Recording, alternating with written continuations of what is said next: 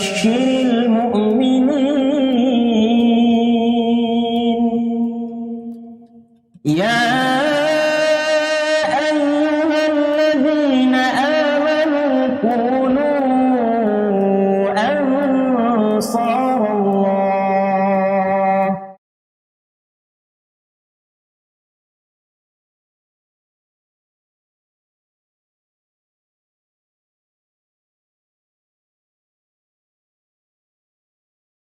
ولا يغتب بعضكم بعضا أيحب أحدكم أن يأكل لحم أخيه ميتا فكرهتموه. Allah Subhanahu wa taala memulai, ya ayyuhalladzina amanu ijtanibu katsiran minadh-dhann inna ba'dadh-dhanni itsmun wa la tajassasu wa la yaghtab ba'dukum ba'dha. Dan janganlah kalian saling menggunjing, saling menggibah. Ayuhibbu ahadukum an ya'kula lahma akhihi maitan? Apakah kalian senang memakan bangkai daging saudara kalian? Fakarihtumu, pasti kalian tidak mau, pasti kalian tidak senang. Nah, ini adalah merupakan dasar dari Al-Quran bahwasanya ghibah ini adalah perkara yang buruk. Tidak hanya sekedar disebutkan dia adalah haram, tidak boleh, tetapi Allah Subhanahu wa taala memberikan gambaran yang sangat buruk, yang menjijikkan, sehingga jiwa seorang mukmin yang bersih tidak akan melakukan hal tersebut. Kemudian dari hadis Nabi sallallahu alaihi wasallam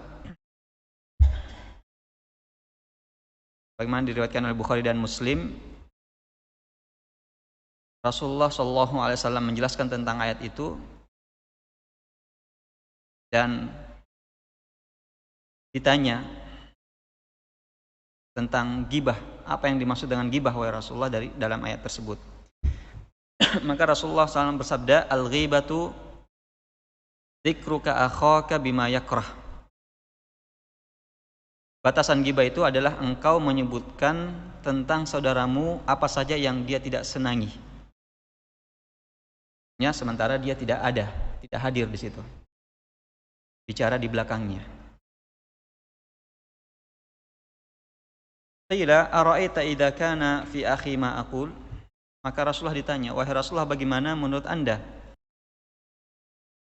jika apa yang saya ucapkan itu, apa yang saya sampaikan itu betul ada pada diri saudara saya? Artinya saya tidak dusta. Saya ucapkan sesuatu yang memang ada pada dirinya.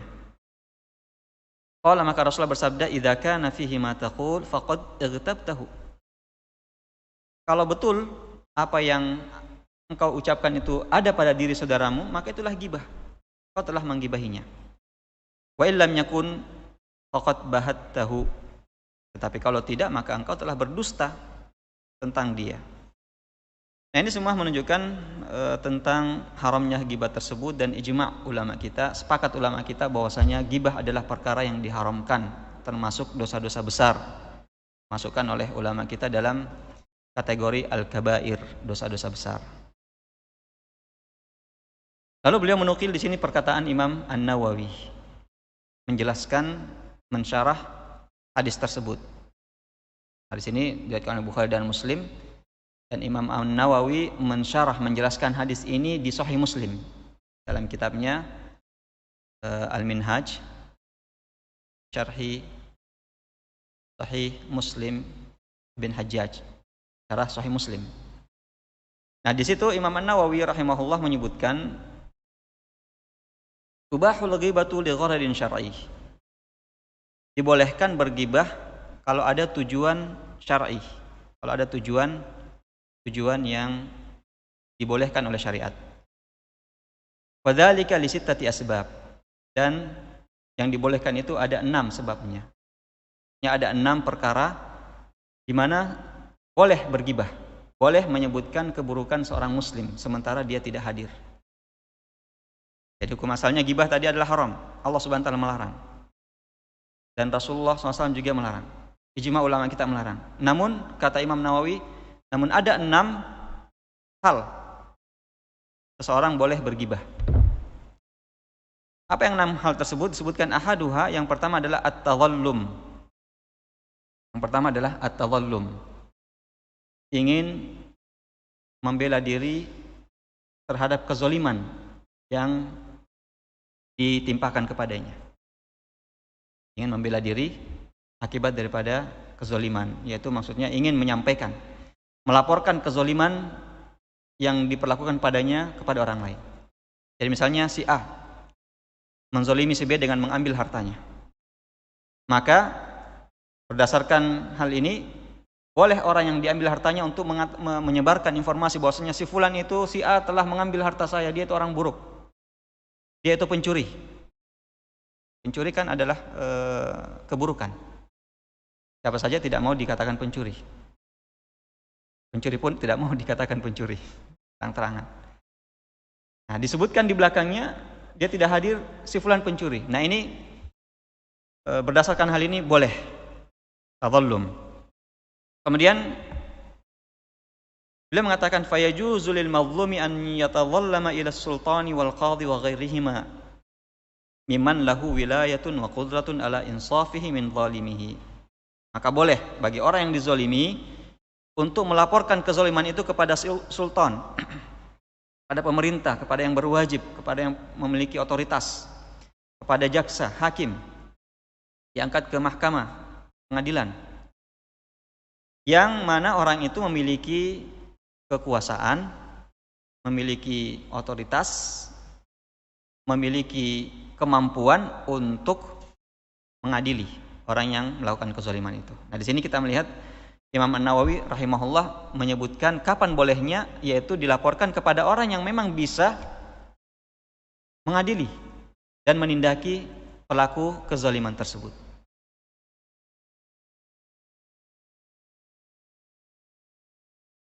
Yang kedua, as-tsani, kata Imam Nawawi, yang dibolehkan adalah al-isti'anatu ala taghyiril munkar.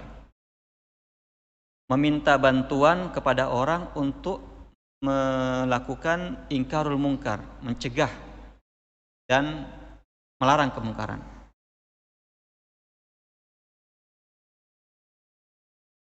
Ini agar supaya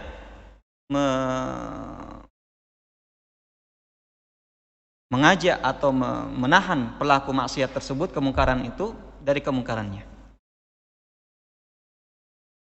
Misalnya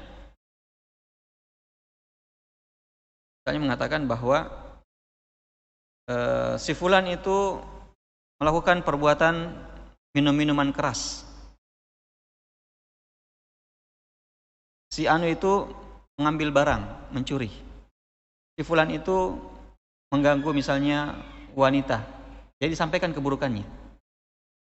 Tujuannya apa? Agar supaya melakukan ingkarul munkar, mengajak orang lain untuk menindaki kemungkaran tersebut.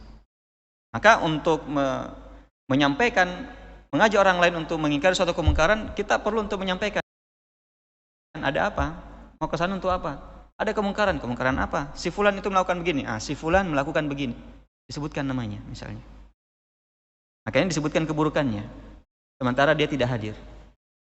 Ini ghibah, tetapi dibolehkan dalam rangka ingkarul munkar. Tujuannya adalah untuk mengajak orang lain, membantu dia melakukan tindakan mencegah kemungkaran. As-salis, yang ketiga adalah al-istifta,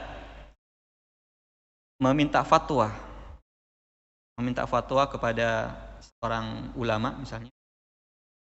Misalnya bi an yaqula lil mufti, misalnya seorang ini bertanya, berkonsultasi kepada seorang mufti, orang konsultan. Zalamani fulan.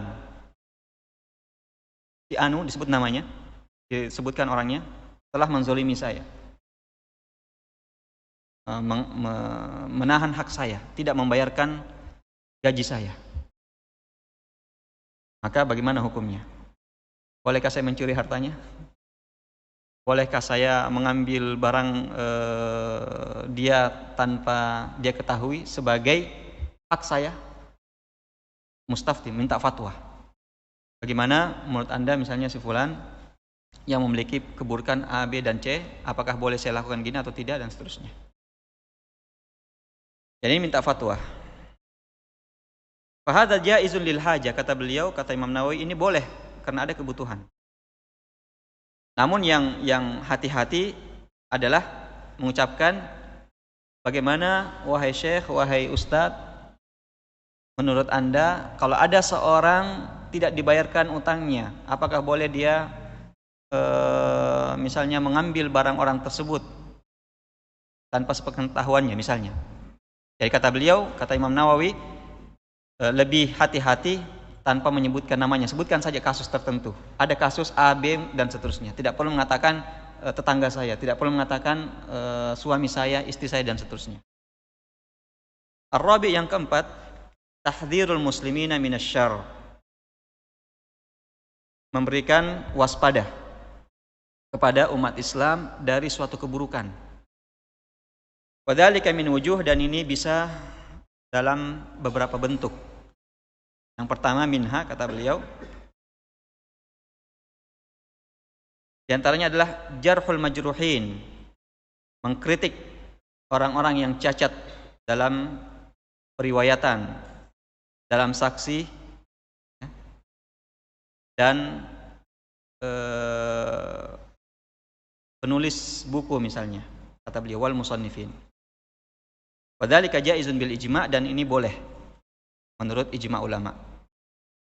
Misalnya kita lihat dalam riwayat hadis, si fulan dhaif, lemah, si fulan hafalannya buruk. Ini kan keburukan, kejelekan. Si fulan misalnya melakukan perbuatan bid'ah. Boleh mengkritik para perawi-perawi hadis misalnya, atau yang meriwayatkan ilmu. Begitu juga saksi misalnya di pengadilan, ketika dihadirkan saksi, lalu saya mengatakan, atau misalnya sang hakim meminta tolong datangkan saksi, maka terdakwa mengatakan saya punya saksi si fulan, maka yang penggugat mengatakan saya tidak terima saksi itu, dia itu begini, dia itu begitu, dia itu tidak jujur, dia itu pendusta misalnya, belum datang saksinya. Penulis buku juga misalnya, wah buku ini tulisan si fulan, ini penulisnya tidak bisa diterima ilmunya, dia ini memiliki pemikiran yang menyimpang, nyeleneh, dan seterusnya. Jangan ambil buku ini, jangan baca buku itu, karena penulisnya itu tidak amanah misalnya. Ini dibolehkan, yang pertama. Kemudian yang lain, kata yang kedua adalah minha, menyebutkan cacat atau aib ketika berkonsultasi, apakah dilanjutkan atau tidak. Misalnya mau menikah, si fulan datang melamar, bagaimana menurut Anda? Sebenarnya baik, cuman orangnya kikir. Dia sebenarnya baik, cuman orangnya tukang emosi, cepat naik darah. Dia itu bagus sebenarnya, cuman dia dari suku ini, biasanya suku ini juga begini-begini dan seterusnya. Disebutkan ya burukannya. Atau misalnya saya mau beli, ada ditawarkan mobil bekas si fulan, bagaimana menurut Anda? Bagus sih, cuman mobilnya itu ada cacatnya begini dan seterusnya, baiknya nggak usah beli, nanti setengah mati mengurusi misalnya. Sebutkan aibnya, karena aib ini sebagaimana kita sebutkan tentang saudara kita, apakah dirinya, pribadinya, akhlaknya, hartanya, rumahnya, kendaraannya, semua yang berkaitan dengan dia, itu masuk dalam kategori ghibah ketika disebutkan keburukan tersebut sementara dia tidak ada. Kemudian diantaranya, kata beliau, minha idza ra'aita man yashtari syai'an, ini sama ya, misalnya ketika melihat seseorang belanja sesuatu, maka diingatkan kalau barang itu ada cacatnya atau tidak baik. Minha idza ra'aita mutafaqqihan yataraddadu ila fasikin. Nah, ini juga kata beliau diantaranya adalah jika engkau melihat seorang penuntut ilmu pergi belajar kepada seorang fasik, orang yang akidahnya tidak benar, orang yang ilmunya tidak beres, orang yang akhlaknya buruk. Tidak bisa dikatakan nggak usah datang si fulan, kepada si fulan, nggak usah hadir di majelis taklimnya, dia itu tidak benar mengajarkan ilmu, dia ilmunya keliru misalnya, atau akhlaknya tidak baik dan seterusnya. Wa minha an yakuna lahu wilayah, dan diantaranya adalah kalau seseorang yang memiliki kekuasaan, orang memiliki jabatan kekuasaan, lalu kita melihat bahwasanya dia tidak patut memegang tugas tersebut. Dia tidak patut atau dia tidak pantas, dia tidak piawi dalam tugas tersebut. Maka boleh agar supaya digantikan. Pak Lurah ini kerjanya tidak becus, tolong diganti saja dia. Sampaikan kepada yang lebih di atasnya, misalnya kepada Pak Wali Kota ya disampaikan. Digibahi, sebutkan keburukan-keburukannya. Dia ini dan begitu ketika menjalankan tugasnya, tolong dicopot. Misalnya pemimpin negara ya, sampaikan ke MPR ya, supaya ditindaki kekeliruan dan penyimpangannya dalam menjalankan tugas, menjalankan roda kepemimpinan dan pemerintahan misalnya.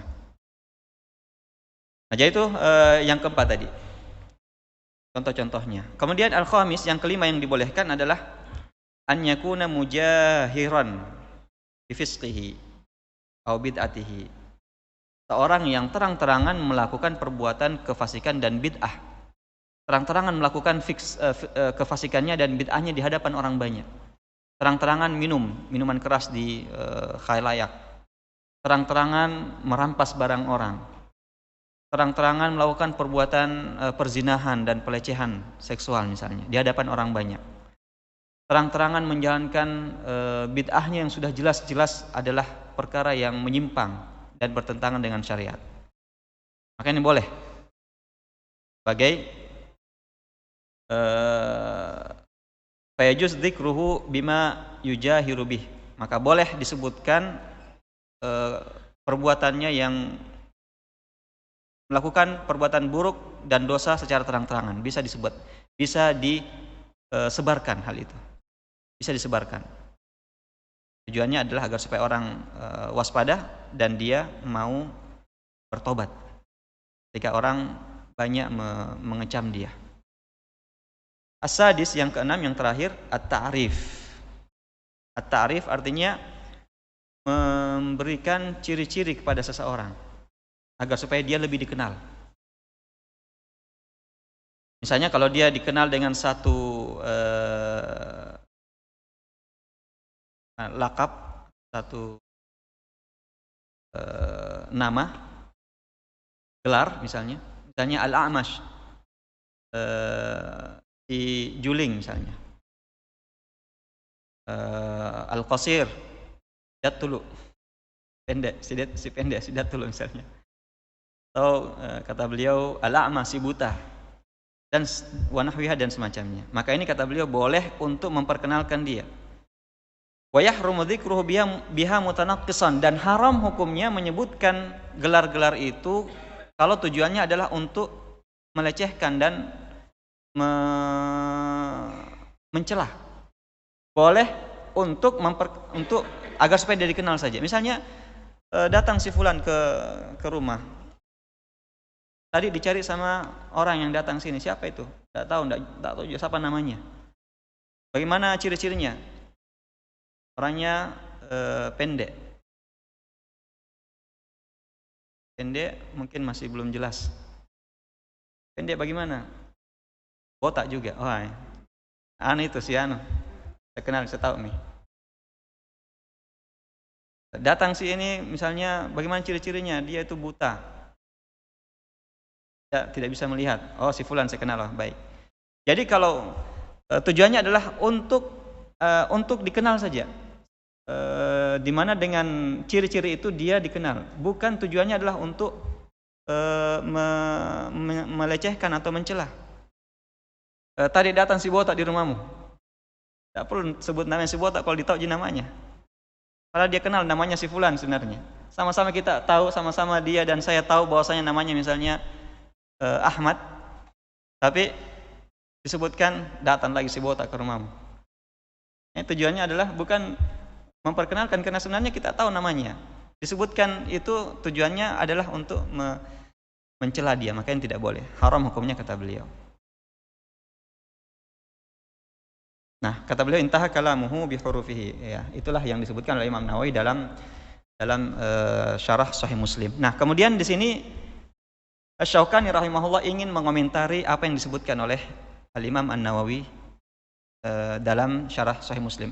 Dia juga sebutkan ini dalam kitab Al-Adhkar, ya, disebutkan juga oleh Abu Hamid Al-Ghazali dalam Ihya Ulumuddin. Banyak ulama kita menyebutkan tentang hal tersebut.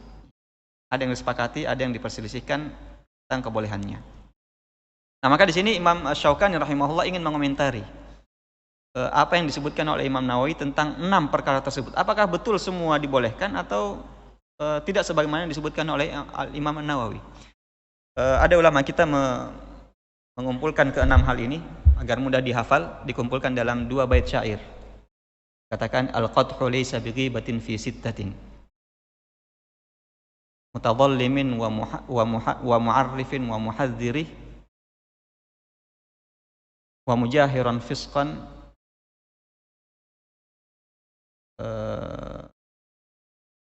wa man talabal i'anati fi inkari munkari. Kan ada 6 ya dalam bait tersebut, sebagaimana yang disebutkan oleh Al-Imam An-Nawawi di sini.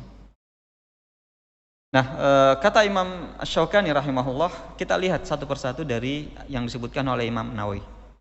Yang pertama kata beliau, kita perlu mengetahui dulu bahwasanya ghibah ini adalah haram. Jelas. Ayatnya dalam Al-Qur'an qat'i, sangat jelas, sangat pasti larangan tersebut. Kemudian dalam hadis Nabi juga disebutkan. Dalam ijma' ulama sepakat bahwasanya hal itu adalah haram. Maka kita harus perlu hati-hati, jangan sampai disangka itu boleh padahal tidak. Maka kata beliau pertama tentang tadhallum atau melaporkan kezaliman. Maka ini disebutkan oleh Allah Subhanahu wa taala dalam Al-Qur'an, la yuhibbullahu al-jahra bis-su' minal qawli illa man zulim. Allah Subhanahu wa taala sebutkan dalam surat An-Nisa ayat 148, la yuhibbullahu al-jahra bis-su'i minal qawli illa man zulim. Allah Subhanahu wa taala tidak senang menjaharkan ucapan buruk, maksudnya ucapan tentang keburukan, illa man zulim, kecuali orang yang dizalimi. Artinya Allah Subhanahu wa taala tidak senang orang yang menyebutkan kejelekan-kejelekan orang lain kecuali orang yang dizalimi. Berarti bisa dipahami la yuhibbu, Allah Subhanahu wa taala tidak cinta kalau begitu, berarti kalau dizalimi Allah cinta, misalnya ya, dipahami seperti itu. Walaupun hal ini juga disebutkan oleh Imam Asy-Syaukani, apakah mafhumnya dipahami bahwasanya Allah cinta untuk menyebutkan keburukan orang lain yang menzalimi dia? Ini dibahas juga di sini oleh Asy-Syaukani. Namun yang kita ingin sebutkan di sini adalah apakah ayat ini bersifat umum. Ayat ini bersifat umum. Dan hadis juga tadi bersifat umum juga dalam masalah ghibah. Artinya ayat ini menyebutkan, kata Syaukani, ayat ini menyebutkan bahwasanya boleh menyebutkan keburukan orang yang menzalimi dia. Boleh menyebutkan keburukan orang yang menzalimi dia. Misalnya saya, ada yang menzalimi saya, tidak membayar upah saya misalnya, atau menghalang-halangi hak saya, atau menyakiti saya. Maka berdasarkan ayat ini, boleh saya menyebutkan keburukan orang tersebut. Ayat ini menunjukkan boleh saya menyebutkan keburukan orang tersebut, dan ini bersifat umum. Sifat umum artinya ayatnya umum bahwa baik orang itu hadir atau tidak hadir, baik orang itu ada di depan saya atau tidak ada di depan saya. Ini zahirnya. Kemudian dia lebih khusus pada orang yang dizalimi saja. Selain orang yang dizalimi tidak boleh disebutkan keburukannya. Hanya orang yang menzalimi saja yang saya sebutkan. Jangan saya sebutkan lagi dia itu anaknya si fulan, bapaknya juga sama ji. Apa bukannya bapaknya yang menzalimi saya itu dia? Kenapa disebutkan lagi bapaknya? Kenapa disebutkan anaknya?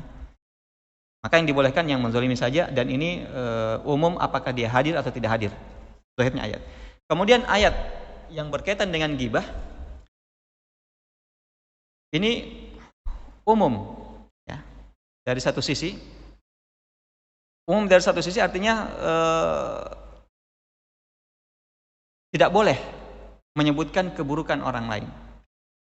Tidak boleh menyebutkan keburukan orang lain, baik yang menzalimi dia atau yang tidak menzaliminya. Tidak boleh menyebutkan keburukan orang lain, baik yang menzaliminya atau yang tidak menzaliminya. Jadi seakan-akan kita lihat ayat ini mengatakan boleh. Kemudian ayat yang melarang ghibah mengatakan tidak boleh. Ini kan bagaimana kita mengkompromikan dua ayat yang zahirnya, lahirianya seakan-akan ada kontradiksi. Ayat tentang dizalimi boleh menyebutkan keburukannya kalau dia dizalimi. Sementara ayat tentang ghibah tidak boleh menyebutkan keburukan orang lain, mau yang menzalimi dia atau bukan yang menzalimi dia, umum tidak boleh. Nah, bagaimana memahami dua ayat ini? Dua ayat ini sepakat bahwasanya tidak boleh menyebutkan keburukan orang yang tidak menzalimi dia. Tidak boleh menyebutkan keburukan si A, sementara si A itu tidak menzalimi saya. Maka saya tidak boleh menyebut keburukannya. Maka ini masuk ayat tidak boleh dalam ayat tadi, dan juga tidak boleh dalam masalah ghibah. Ghibah juga begitu. Tidak boleh menyebutkan keburukan orang lain, baik yang menzalimi saya atau tidak menzalimi saya, selama dia adalah seorang muslim. Haram kehormatannya, tidak boleh dirusak, tidak boleh disebutkan keburukannya. Kemudian ayat ini juga sepakat bahwasanya boleh menyebutkan keburukan orang lain itu yang menzalimi dia hadir di depannya. Maka juga boleh. Baik ayat yang mengatakan tidak mengapa menyebutkan kezaliman seseorang yang menzalimi dia dan orang tersebut ada hadir. Ayat tentang ghibah juga pada dasarnya membolehkan karena ada di hadapannya. Yang tidak boleh kalau dia tidak hadir. Nah, sekarang yang menjadi masalah adalah yang sifatnya kontradiksi antara dua ayat ini, antara yang melarang ghibah dan membolehkan menyebutkan keburukan orang lain, adalah jika seseorang itu menzolimi saya sementara dia tidak hadir. Orang itu menzolimi saya dan saya ingin sebutkan keburukan itu, kezaliman itu, sementara dia tidak hadir. Saya ingin laporkan ke si A misalnya, tetangga saya. Nah, kata Syokani di sini, kalau hal ini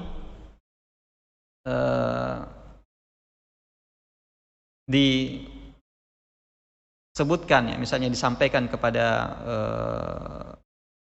pihak yang berwajib untuk diadili, maka ini masuk kepada pembahasan yang lain. Tapi yang masalahnya adalah apakah boleh saya menyebutkan hal tersebut kepada siapa saja? Kalau Imam Nawawi disebutkan tadi, Imam Nawawi tadi menyebutkan boleh menyampaikan, melaporkan kezaliman tersebut kepada siapa? Kepada sultan, kepada qadhi, jaksa, kepada orang yang memiliki yang berwajib, boleh. Kata Imam Nawawi boleh menyebutkan hal itu, dan hal ini jelas. Tetapi yang jadi masalah adalah apakah boleh saya menyebarkan? Saya laporkan kepada semua orang, si fulan itu melakukan kezaliman kepada saya, dia itu di semua, di pasar, di rumah, di mana saja, asal saya ketemu orang, saya katakan si fulan itu orang buruk, dia itu sudah menzalimi saya. Apakah ini boleh atau tidak? Nah, kata Imam Syokani di sini, maka hal ini kita perlu mentarjih yang mana yang lebih rajih di sini antara dua ayat. Artinya kita memilih yang mana yang dilalahnya penunjukannya yang lebih jelas. Kesimpulannya, Imam Syokani di sini mengatakan bahwasanya hal itu tidak boleh. Tidak boleh kita menyebarkan kepada siapa saja yang kita temui dan di perkumpulan mana saja menyebutkan keburukan orang yang menzalimi kita. Mengapa? Karena larangan tentang ghibah ini lebih kuat. Dilalahnya lebih kuat. Karena dua ayat ini berkaitan dengan masalah kaidah, ya, cuman bahwasanya dua-dua adalah qat'iyyu ad-dilalah, qat'iyyu as-subut, tapi dhanniyatu dilalah. Ini istilah-istilah yang digunakan oleh ulama kita. Tetapi ayat yang berkaitan dengan ghibah ini didukung, dikuatkan oleh hadis dan ijma, sehingga dia lebih kuat. Oleh karena itu tidak boleh menurut Imam Syaukani menyebarkan keburukan orang tersebut yang menzalimi kita kepada siapa saja, kecuali kepada orang yang bisa menindakinya, kecuali kepada orang yang bisa mengadilinya. Kalau tidak, maka ini kata beliau masuk dalam kategori ghibah yang tidak dibolehkan. Yang pertama. Kemudian yang kedua, beliau komentari tentang yang kedua adalah seorang yang meminta bantuan kepada orang lain untuk melakukan ingkarul munkar. Maka kata beliau, kesimpulannya di sini kata beliau bahwasanya ingkarul munkar, amar ma'ruf dan nahi munkar adalah merupakan pokok agama kita, yang mana Islam ini bisa tersebar dan lestari dengan adanya dakwah dan amar ma'ruf dan nahi munkar. Sehingga ini bukan hanya boleh, tapi terkadang wajib melaporkan suatu kemungkaran kepada yang pihak yang berwajib atau kepada orang-orang lain untuk membantu dia melakukan ingkarul munkar. Saya sendiri mau melakukan ingkarul munkar, tapi saya tidak mampu, saya takut. Maka saya butuh cari orang lain yang bisa mendukung saya bersama-sama. Kita 5 orang, 10 orang, ayo kita sama-sama pergi mengingkari kemungkaran tersebut. Kalau kita banyak, mungkin mereka segan. Kalau saya sendiri, mungkin saya akan disakiti. Maka saya terpaksa harus menyebutkan, di sana ada 2 orang, si fulan dan si fulan, dia melakukan perbuatan ini. Terpaksa saya harus menyebutkan kemungkaran itu agar supaya menjadi alasan diterima bahwasanya oh iya betul, ini perlu diingkari, mari kita sama-sama. Maka kata beliau di sini kalau kita bandingkan 2 ayat tadi, memang dari satu sisi dia adalah ghibah yang haram, tetapi ayat yang berkaitan dengan amar ma'ruf dan nahi munkar ini lebih tegas, dan disinilah inilah yang bisa menjadikan Islam ini nampak dan tersebar. Karena kalau tidak, maka sunnah akan mati, kemaksiatan yang akan muncul, bid'ah-bid'ah akan tersebar, dan akhirnya cahaya Islam ini akan bisa redup di suatu tempat. Sehingga beliau mengatakan ini boleh, bahkan terkadang wajib, dalam rangka amar ma'ruf dan nahi munkar. Kemudian yang ketiga, beliau komentari tentang yang tiga adalah bolehnya bergibah untuk orang yang minta fatwa. Maka kata beliau bahwasanya ditegaskan lagi bahwa haramnya gibah itu sangat jelas dari Al-Quran, Sunnah dan juga ijma. Ya, adapun meminta fatwa, maka tidak ada darurat yang mengharuskan menyebutkan nama tersebut, sementara masih bisa menyebutkan misalnya inisial saja. Si A, ada orang inisial misalnya B melakukan seperti ini, bagaimana hukumnya? Kecuali kalau memang hukum itu tidak bisa jelas kecuali dengan dijelaskan namanya, maka boleh datang kepada si mufti, Syekh, Ustadz, bagaimana ini? Saya bagian saya di warisan adalah harusnya sekian juta, setengah. Dia mengatakan, kemudian si fulan itu ambil lebih banyak. Nah, ini perlu ditahu, si fulan itu siapa? Dia memang berhak mendapatkan bagian seperti itu atau tidak? Maka harus dijelaskan si fulan ini siapa. Kalau misalnya dia itu pamannya, oh pamannya tidak dapat bagian, dia terhalangi. Dia adalah saudara saya juga, oh berarti dia juga dapat bagian. Memang sudah seperti itu. Jadi terkadang harus disebutkan, ketika disebutkan lebih jelas hukumnya. Tapi kalau tanpa disebutkan sudah bisa mendapatkan hukumnya, maka tidak mengapa. Tidak perlu disebutkan. Tidak perlu mengatakan suami saya itu kikir banget. Masa saya tidak dikasih uang belanja, boleh tidak saya ambil uangnya sembunyi-sembunyi. Ini sebagaimana kisah Hindun ya, datang pada Rasulullah. Ini Abu Sufyan ini orangnya kikir. Kemudian saya tidak dikasih uang belanja, bolehkah saya ambil uang dia tanpa sepengetahuannya? Maka Rasulullah mengatakan, khudhi ma yakfiki bil ma'ruf. Ambil yang cukup, jangan berlebihan, ambil yang secukupnya. Nah, kata Imam Nawawi juga tadi bahwasanya kalau masih bisa menyebutkan dalam bentuk kisah, tidak perlu menyebutkan misalnya si fulan, maka ini cukup. Misalnya si A tidak diberikan nafkah, apakah boleh istrinya mengambil? Dan menyebutkan inisial saja. Maka kata beliau ini juga sebenarnya tidak masuk. Tidak masuk selama masih bisa menyebutkan kiasan nama tanpa menyebutkan orangnya. Dari beberapa contoh-contoh yang disebutkan ya oleh Imam Nawawi di sini dikomentari oleh Asy-Syaukani, yang mana intinya adalah hukum asalnya ghibah itu tidak boleh. Selama masih bisa disebutkan secara umum saja tanpa menyebutkan rinciannya, maka itulah yang dilakukan.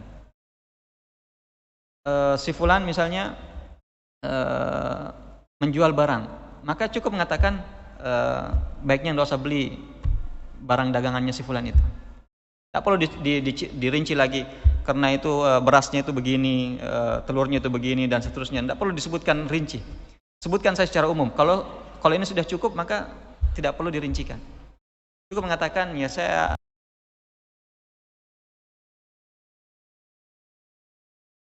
sarankan kalau mau belanja nggak usah di situ, di sana saja. Kalau itu sudah cukup, ingin dibeli saja misalnya mau beli telur, nggak usah sebutkan semua satu toko, dirincikan ya. Cukup yang dia mau beli saja misalnya. Ini karena menjaga kehormatan seorang muslim dan haramnya ghibah.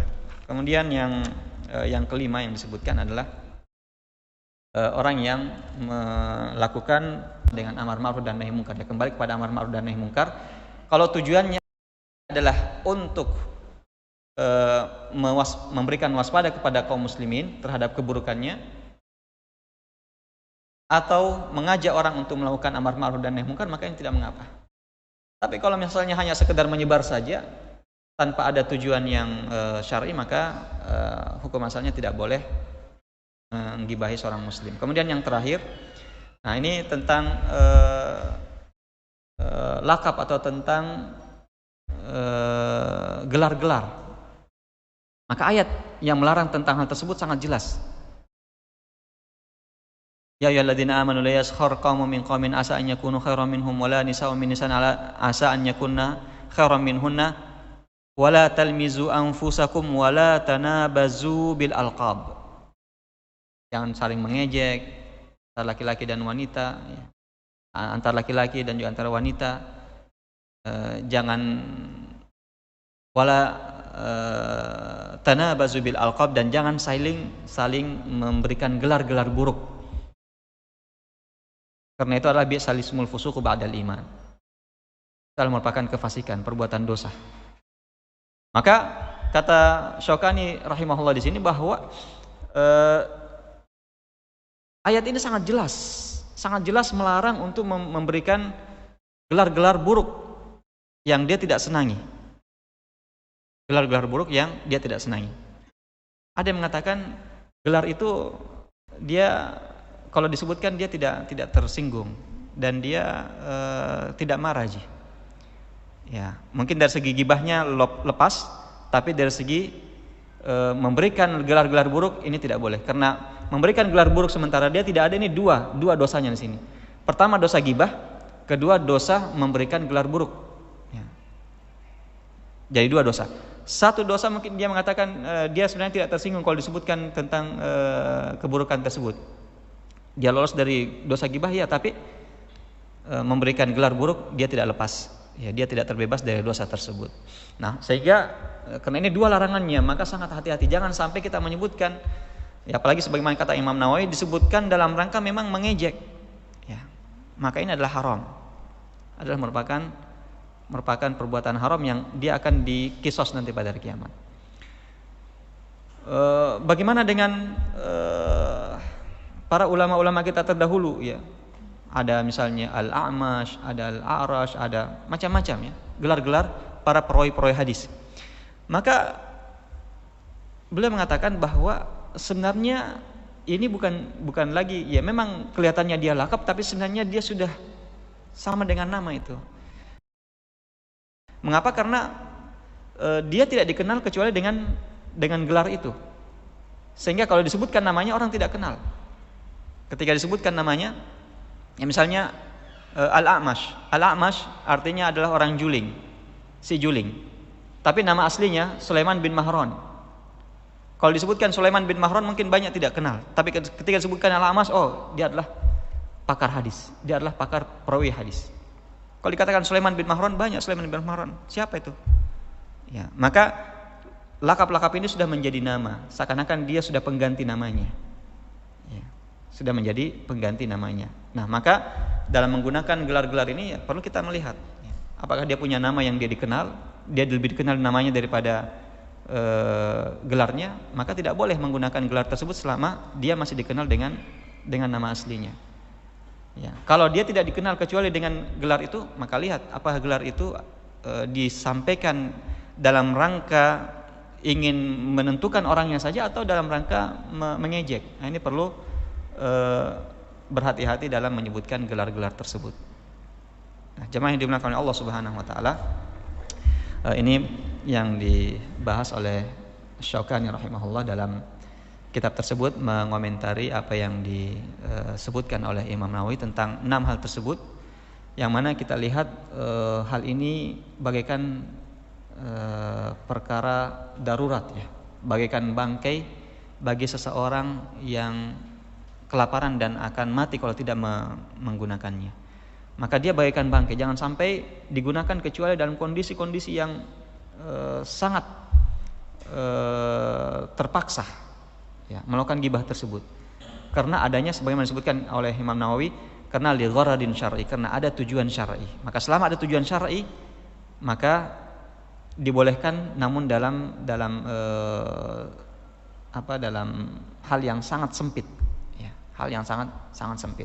Dan jangan sampai kita ditipu oleh syaitan mengatakan ini adalah tujuan syar'i padahal sebenarnya hanya untuk melampiaskan kebencian ya. Jangan pergi belajar kepada si fulan ya. Kenapa? Ya, sebenarnya dia ada permusuhan antara dia dengan ustadz itu. Dilarang belajar di sana, jangan belajar di sana karena dia itu ada bid'ah-bid'ahnya misalnya.